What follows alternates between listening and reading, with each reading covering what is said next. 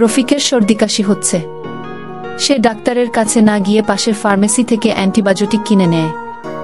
ওষুধ খেয়ে সে দ্রুত সুস্থ হয়ে যায়। মনে করে এই তো দারুণ কাজ করছে। কয়েক মাস পরে জ্বর হলে রফিক আবার অ্যান্টিবায়োটিক নেয়, এইবার বন্ধুর পরামর্শে। না জেনেই খায়। 2 দিন পরেই বন্ধ করে দেয়, কারণ সে কিছুটা ভালো বোধ করছিল। রফিকের বোনের গলা ব্যথা হলে সে নিজের পুরনো অ্যান্টিবায়োটিক দিয়ে দেয়। 2 দিন পর মেয়েটির অবস্থা আরও খারাপ হয়। ডাক্তার বলেন এই ওষুধ এ রোগের জন্য নয়। একদিন রফিক হঠাৎ পেটের সংক্রমণে পড়ে। হাসপাতালে ভর্তি করা হয়।